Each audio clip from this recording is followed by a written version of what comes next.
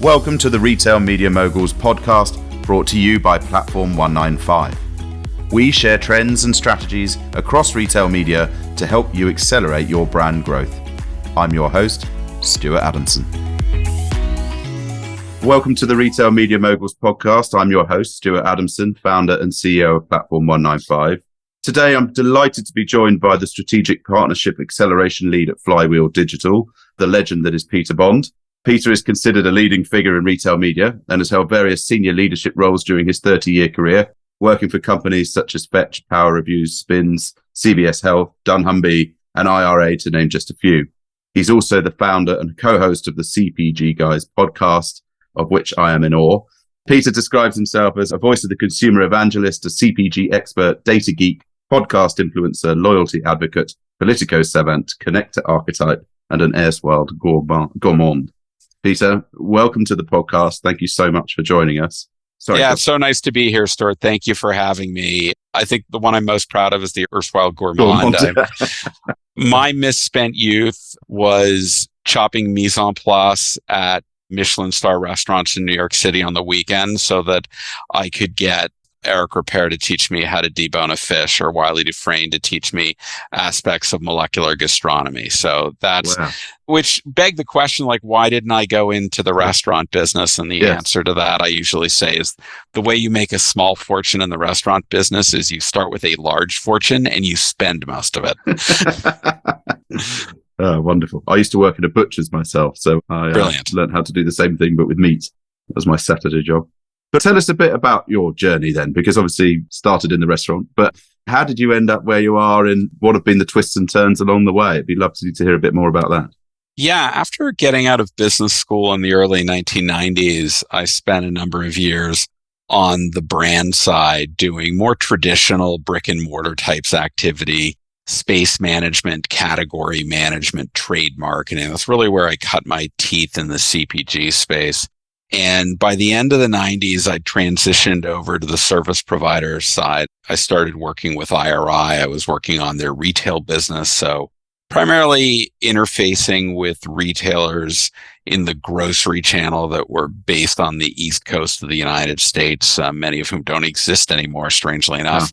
But did that for 3 years and then jumped into the emerging .com world. People are very familiar with Priceline.com. A lot of people aren't familiar that in 2000, they launched a grocery division where you can name your own price for groceries. People aren't familiar because it didn't last very long. We ran it for about 10 months before the venture capital ran out. The bubble burst on the .com economy, and they decided in order to save the primary travel business, they'd close down the grocery business. But that's really where I got my flavor for startup businesses. I did a couple more. Ended up joining a company that was acquired by my previous employer, IRI. So I love to tell people that I was forcibly repatriated into the family. I spent another 6 years at IRI working with very large consumer packaged goods companies. I was 3 years on the PepsiCo business and then 3 years on the Campbell's Soup business. That's when dunnhumby found me. They, as a division of Tesco, had built a joint venture with the U.S. grocery retailer Kroger, and they were looking for someone to lead their engagement with the Coca-Cola company. And the person What year was that? Now we're talking about 2010. Okay. So during my time at Priceline, I had negotiated the agreement with Kroger to have them join the Priceline family for groceries.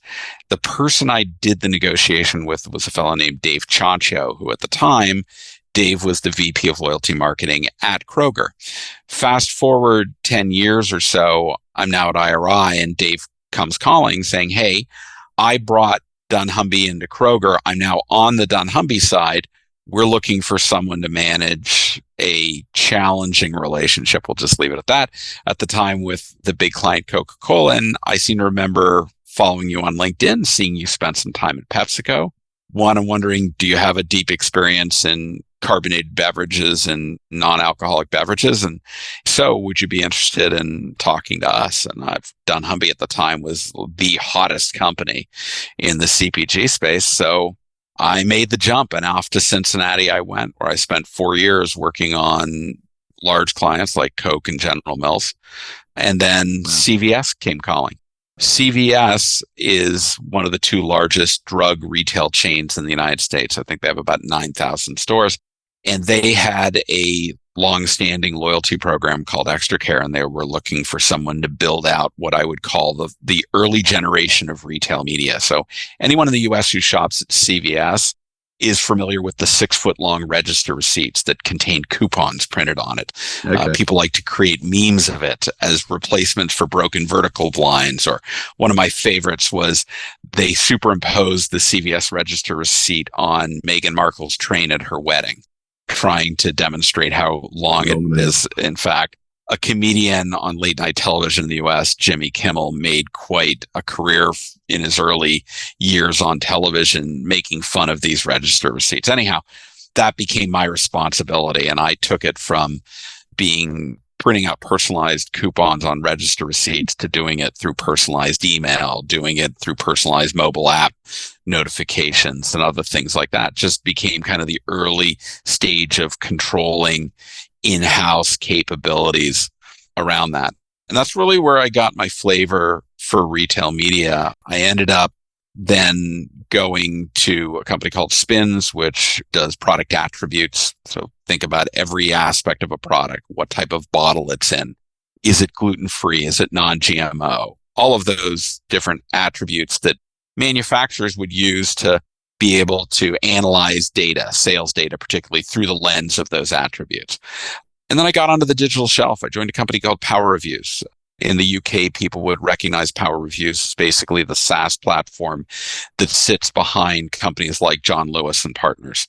If you go there and you look at a product and you see that there's a 4.5-star rating and there are 300 reviews, that's just Power Reviews sitting in the background. They work with a lot of retailers and brands to do that. And it was while I was there that the pandemic hit in 2020. And that's when my dear friend of 25 years, hearkening back to my IRI days, and a fellow by the name of Sri Rajagopalan. Sri and I had met at IRI, and he had left IRI and gone on to the brand side. He'd spent quite a number of years on the PepsiCo business and ended up being the very first VP of e-commerce for their Frito-Lay division. He then left PepsiCo, joined J&J to stand up e-commerce there, went to Revlon, and he left Revlon as the pandemic hit right at the beginning. And that's when he called me up one day and said, Peter, there's all this massive transformation going on around e-commerce. Drizzly was growing. Drizzly is a large alcohol delivery marketplace here in the United States. It was growing radically. Most people will know of Instacart. It was a grocery marketplace here in the US as well. It was growing at 5x rate. And he said, there's not enough chronicling of longitudinally of what's going on. We really should do something here. And we had been talking for years about co-authoring a blog, and we decided a blog wasn't the right format. So we just decided to launch a YouTube channel, and we named our show after the first words that came out of Shree's mouth when we recorded the first episode. He said, welcome to consumer engagement in an omni-channel world. And every week we would just take turns asking each other questions. And after about 5 or 6 episodes, 3 things became readily apparent. Number one, that YouTube was not a good platform to have a conversation because it is an active engagement platform. It requires that you sit there in front of the screen. If you close the screen, it stops playing. So we decided to move to podcast. 2, I know that consumer engagement in an omni-channel world just rolls off your tongue, but we wanted something a little catchier. So we decided we're a couple of guys and we're in the CPG space. We'll call ourselves the CPG guys. And then we decided that while we thought we were subject matter experts on a lot of things, after 5 episodes, we were pretty much out of subject matter expertise. So we would need to start inviting on some guests. Yes. So those 3 things were the catalyst. And then it was really just us trying to be very strategic and deliberate about how we would get into this. And we started by understanding we were going to be a B2B podcast, that LinkedIn was the right social media platform to advance B2B content. So we created a company page and we just started being very deliberate about building an audience, organic audience. We never paid for followers. Where we've gotten, I won't bore you to too many details to death in what's happened, but 3 years later, we're almost 300 episodes in. We're just short of 300 episodes. We have almost 23,000 followers on LinkedIn. And if you look at who they are primarily people who work at blue chip retailers and manufacturers and service providers in the industry. So we have 300 or 400 people from Walmart following us, several hundred people from Coke and Pepsi and Nestle and Amazon and what have you. And that's the kind of audience that we wanted to create. What transpired fairly quickly after we started the first big episode, the one that really drove some awareness of who we were, actually involved retail media. In the early summer of 2020, Instacart was preparing to launch its retail media platform, Instacart Ads. And I knew the person who was running the program there. It's an old colleague of mine, Josh Ryder, and I'd been begging Josh to come on my podcast.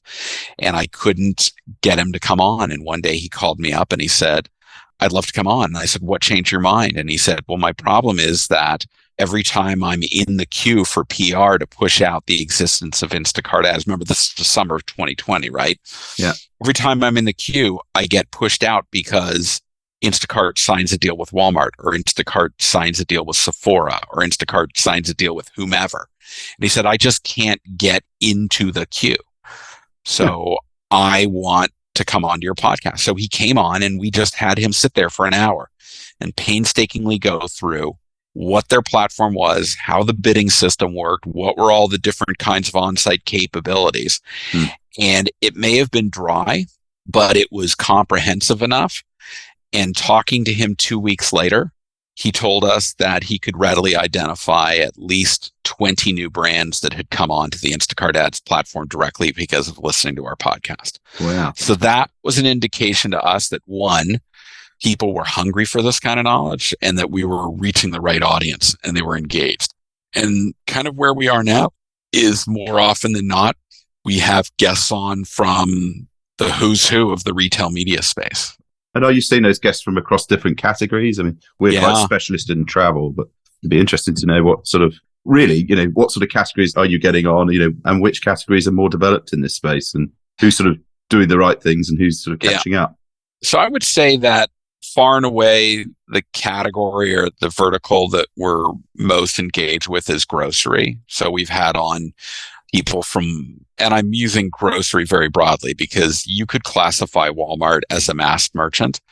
I tend to classify Walmart as a grocer that sells mass merchandise, as opposed to the other major player here in the US, Target. I would classify them as a mass merchant that sells groceries. And there's a fundamental difference in that. It's what your priority is and what you're known for. So grocery's been very big. We've had Walmart on 6 or 7 times. We've had Kroger on 3 or 4 times. We've had Albertsons Media Collective, the third largest grocer in the US, 6 times, I think now. So clearly in that space, and that's because they are the most developed. If you look on a revenue basis, or if you even just survey, I think the ANA, one of the trade agencies here in the US, did a survey of its members and asked which retail media platforms are of most interest to you. The top 13 mentioned in their survey were retailers that to one degree or another sold groceries. And it shouldn't be surprising, right? Groceries are a frequent purchase and advertisers want to go to where the audiences are. That's right. So far and away grocery. That being said, we've had on people from home improvement, both Home Depot and Lowe's. We have had people on. We just recorded an episode this week. We'll be releasing one with Nordstrom. I've got Macy's on the schedule to record as well. We've had discount retailers like Big Lots. We've had lots of different players. So and drug retailers, Walgreens advertising group, as I mentioned to you, CVS Media Exchange is coming on. That's going to be a very big one. So anyone that is in the space of retail media looks and is interested, and we seem to have cultivated an audience of particularly manufacturers that they are trying to reach, and this can be a very viable mechanism. And where are these guys in their journey, do you think? I mean, often we see sort of them start trying to do sort of sponsored listings on site and on-site ads, and then they marry that with a bit of audience extension. And then certainly where we've helped our clients is do that piece, but actually get up the funnel a bit. So into influencers and into creative ideas and social competitions and things like that. Are they still sort of very much focused at the bottom of the funnel there, and just converting the low hanging fruit, or are any of them really sort of starting to make inroads with the through the line stuff? Well, I think, let's just say this. They all see the upper funnel aspect of going offsite and creating awareness as being the mechanism that will allow them to tap budgets that until now they haven't been very successful at accessing. If you believe a lot of the work that's been done by consulting companies like Boston Consulting Group, they'll tell you that a lot of the, particularly the on-site investment that's going against retail media is primarily being sourced by existing co-op or trade funds. So they're just shifting dollars from less efficient promotion mechanisms and they're moving it into retail media. And some of that is because the retailers are making asks of them. And so as a result of that, that's the trade is where it's coming from.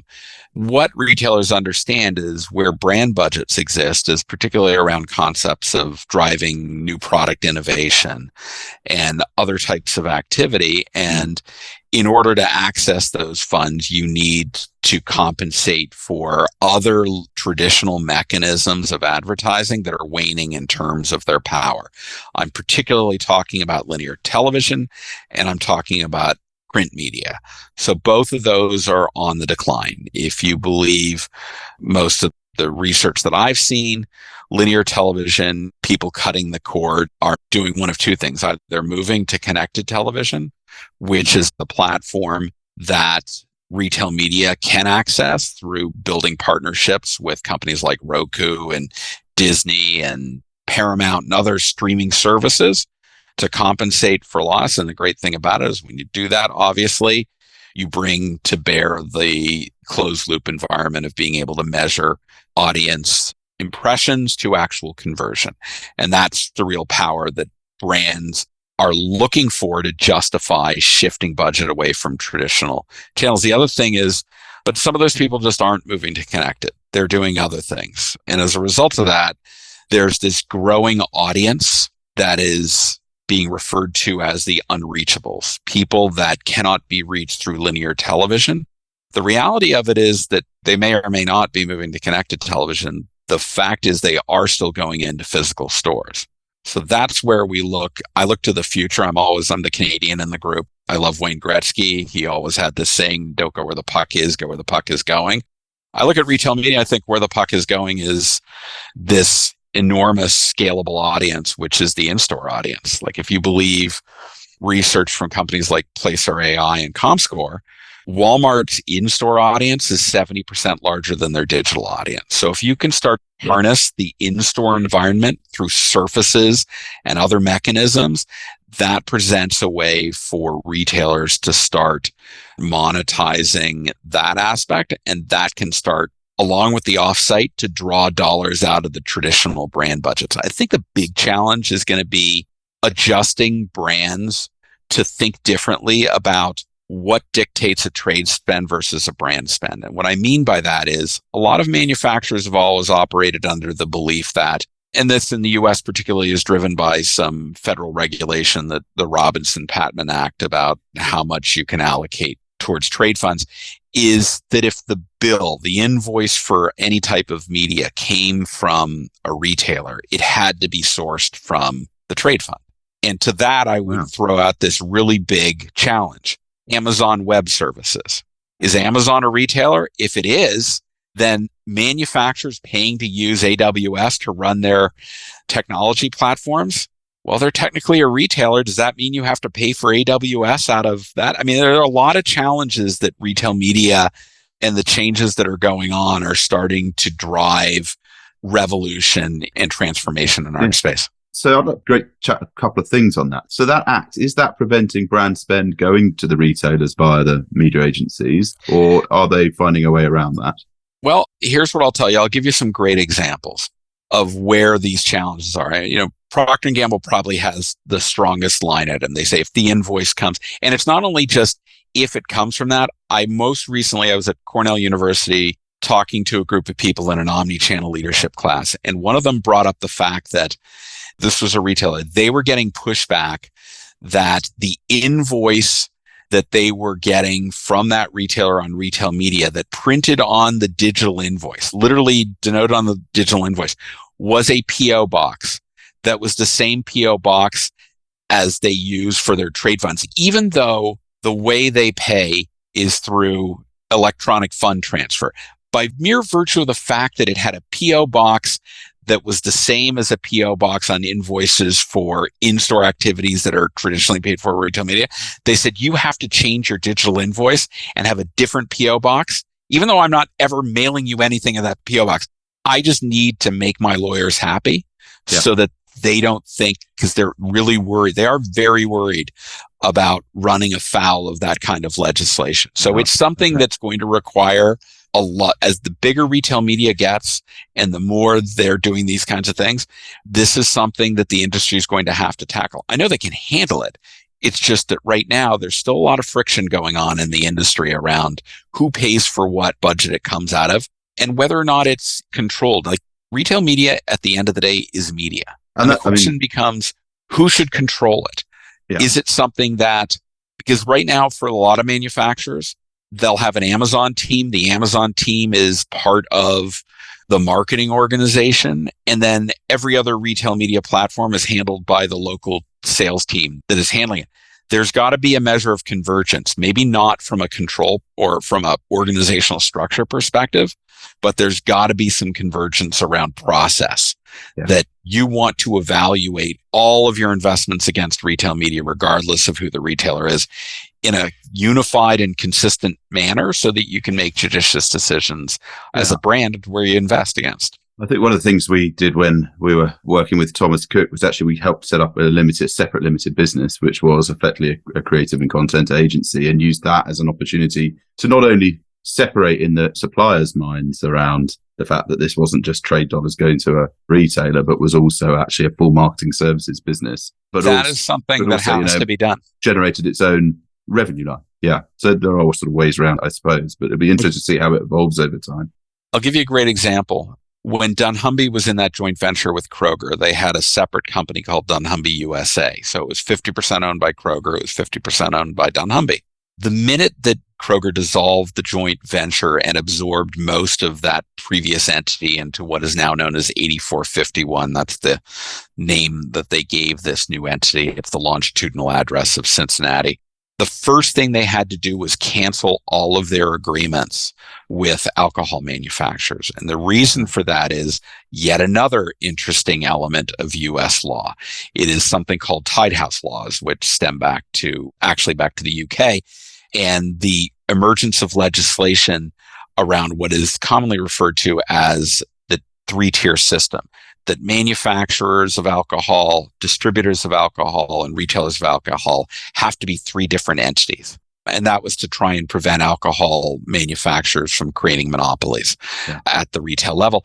And as a result of that, now that the check was going to 8451 and not this joint venture, they would have been in violation of the Tied House laws. So they literally had to cancel. So for, I think now going on 8 years, previously, companies like Anheuser-Busch InBev and Molson Coors and Diageo all had access to the robust customer data that dunnhumby afforded them through Kroger. And that data was cut off completely in 2015. And so to this day are still not able to buy and access that data. Wow, that's amazing. That's why a lot of retail media, the emergence of these third-party entities like Criteo and CitrusAd, which become content platforms that are integrated into the retailer's retail media platform, manufacturers can go and pay Criteo, they can go and pay CitrusAd, and those ads can flow onto retail media platforms. Or Instacart's a marketplace, right? Instacart is not, same with Drizzly. They are marketplaces. They are not the retailers. They are free to take advertising dollars to promote products. That's fascinating. It's amazing. There's always ways around, aren't there?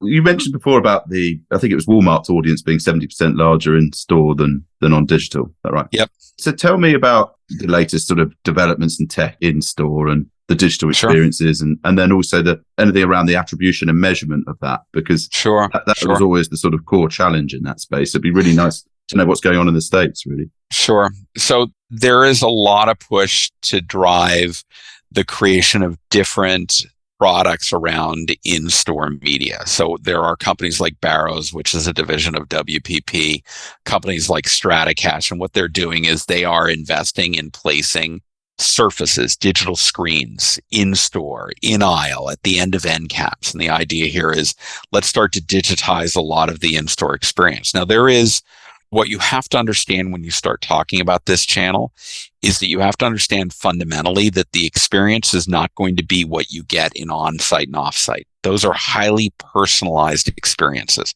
I can take the search activity, what people are entering into search terms. I can use their historical purchasing behavior, and I can serve them up highly personalized content and experiences and offers. That is not the case in a physical store, at least not without the use of a mobile app.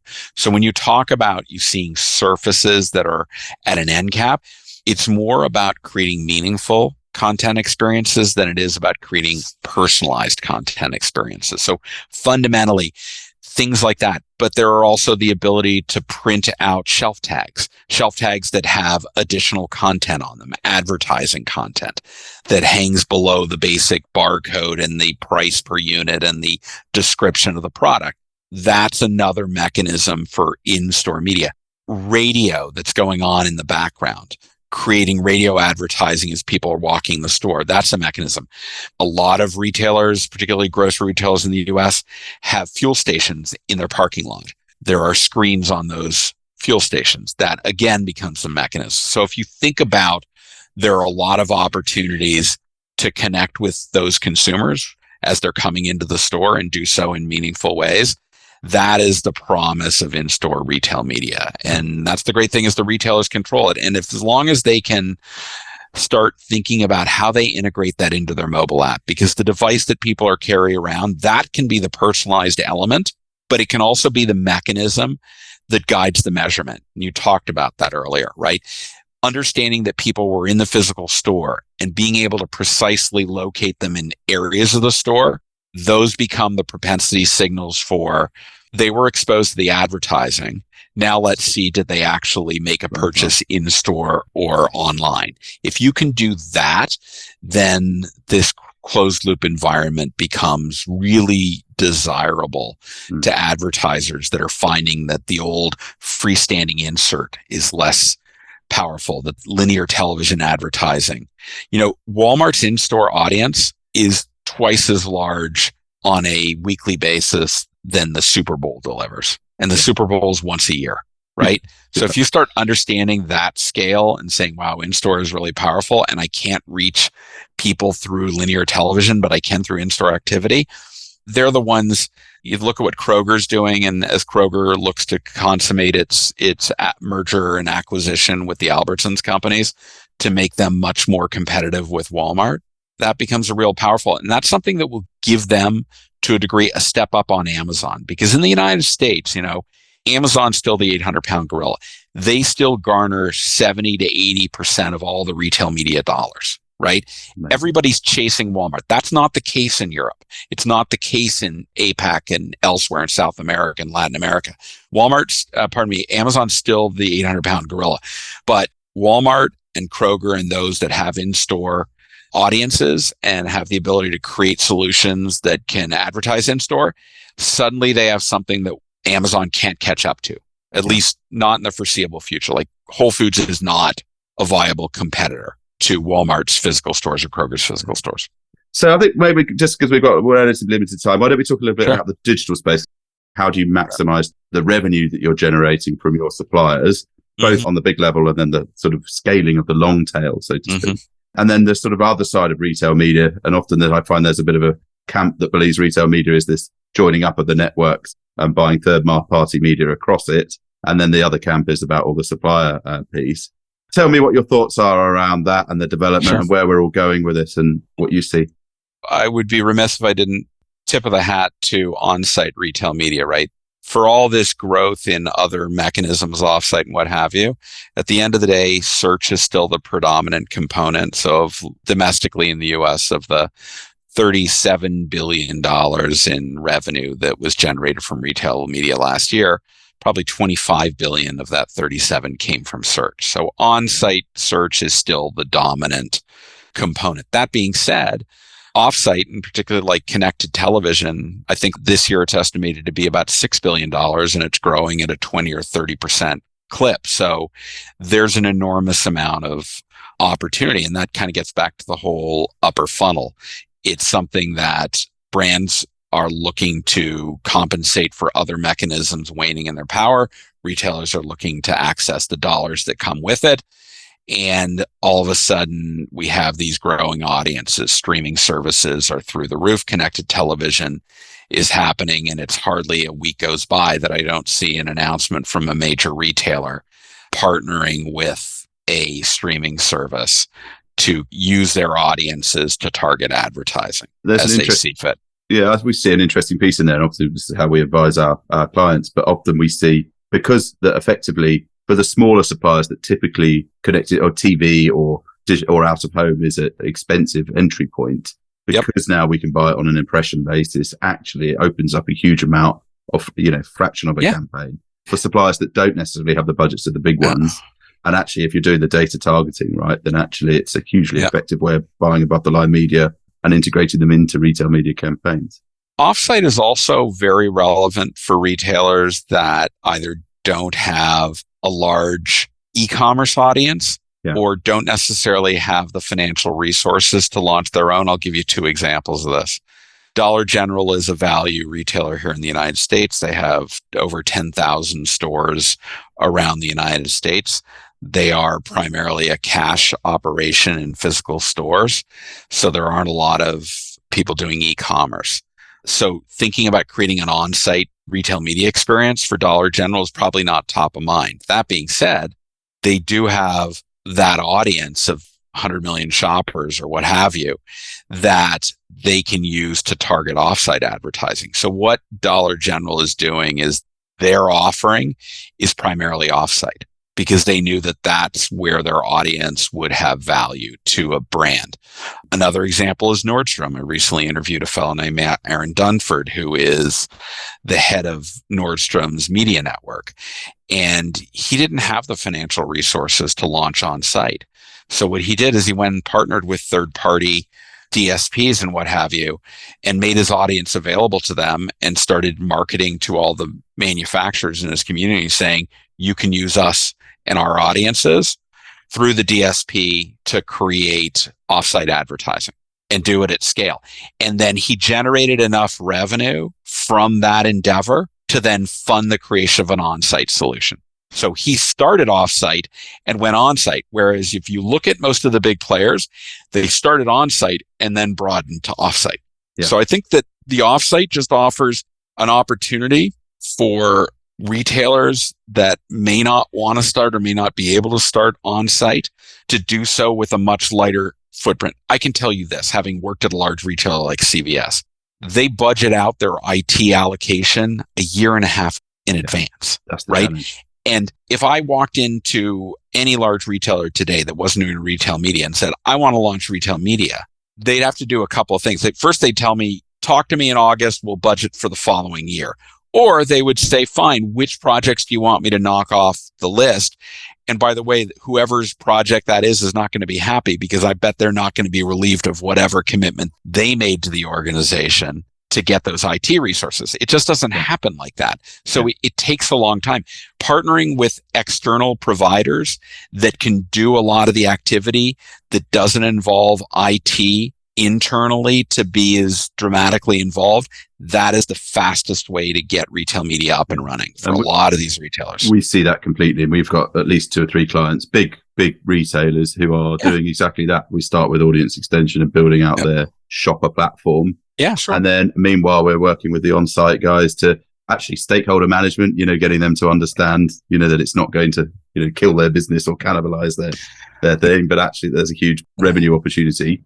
Also, just getting behind that roadmap and finding ways of getting the platform into the site so that... Now, all of this is, at the end of the day, is still predicated on the ability for brands to get the measurement, performance marketing measurement that they need. That's why the ability to measure incrementality beyond just ROAS, return on advertising spend, increasingly the requirement, right? The table stakes are you need to be doing this in a test and control environment where you're holding out a control group and measuring how much sales were actually a result of the advertising, not just for every dollar I put in, here's how much I got in advertising that doesn't take into account, right, sales that would have occurred naturally as a result, regardless of the advertising exposure. Yeah. So that is becoming, and that's why you see the rise of things like clean rooms, right? Clean rooms that allow manufacturers to plug in and through privacy safe environments measure performance so that they can do that across retailers, get their apples to apples comparison. Because increasingly the decision to invest in retail media is bubbling its way up beyond the VP, beyond the SVP, frankly, in many cases going right to the board level. 2 years ago, I was at the CAGNY conference. CAGNY is the Consumer Analyst Group of New York. It's all the analysts get together in a big boondoggle every year down in Boca Raton, Florida, and they parade through 30 of the largest consumer packaged goods companies. And the CEO and the CFO typically tell them this is what we've got planned for the year. 2 years ago, I asked the CEO of Procter & Gamble how he was fundamentally thinking about changing their marketing budget allocation to compensate for retail media. You would have thought he was a deer in the headlights. He had no idea what I was talking about. He quickly pivoted the conversation and went to the next question. He showed up again this year at CAGNY and he led his presentation talking extensively about how they were focusing retail media. Now, I'm not going to sit here and pretend that it was my question 2 years ago that kind of made him do that. I think it was much more of that was a catalyst to say, what do we need to know about this retail media? And then as all of a sudden these demands start getting placed on manufacturers, right? They need to understand that they have to be invested in this. It's not just something that the trade team at this retailer or that retailer, the sales team can handle, that it does elevate all the way to the board level. And that's what I see as being a fundamental shift in this industry. And actually it's required. I mean, I know from our experience, and certainly when we built the business at Thomas Cook, that without C-level buy-in right at the top, well, we'd have done it, but it'd been a lot slower. And actually we got that early, and then that helped sort of push all over all those stakeholders who were sort of dragging their feet or not saying anything. So actually to have Procter & Gamble, who's the actual sort of, the brands themselves sort of say, actually, this is really important. That instantly makes the CEOs of the retailers sit up, doesn't it? And at that point, the whole thing should accelerate.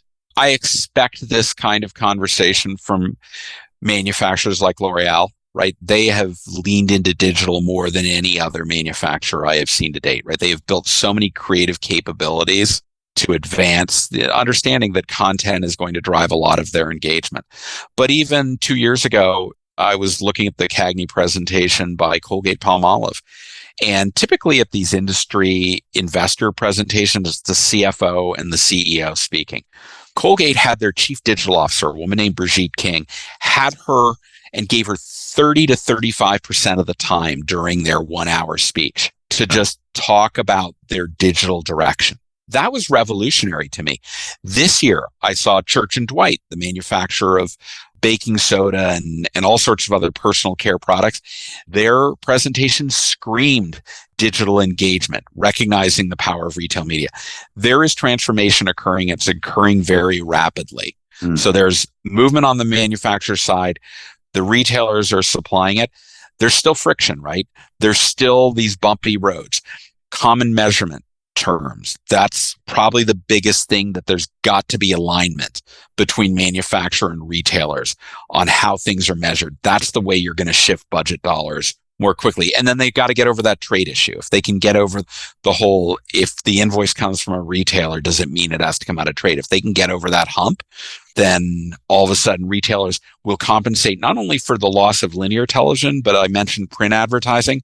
The local newspaper is all but dead in the United States. That was a mechanism that a lot of people got a lot of awareness of things. Retailers with their in-store experience, they can help compensate for the loss of that particular advertising channel. Absolutely amazing. Listen, I've loved every second of this, listening to you. I could listen to you all Thank day. you. But, at some point, I'd love to have you back, Peter, to come and talk to us again. But just sort of at the end there, just while we wrap up, is there any advice you'd give to anybody newly emerging into the retail media space in terms of how you can get set up quickly? Sure. Well, I mean, if you're a practitioner in the space, avail yourself of as much learning as possible. Podcasts like yours, podcasts like ours, they're meant to be community discussions that are ongoing. So that be curious, just be curious. If you're a retailer, avail yourself of understanding that partnerships will get you there a lot quicker.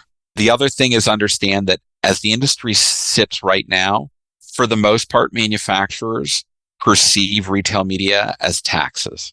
They're not necessarily seeing the returns that they see on Amazon and what have you.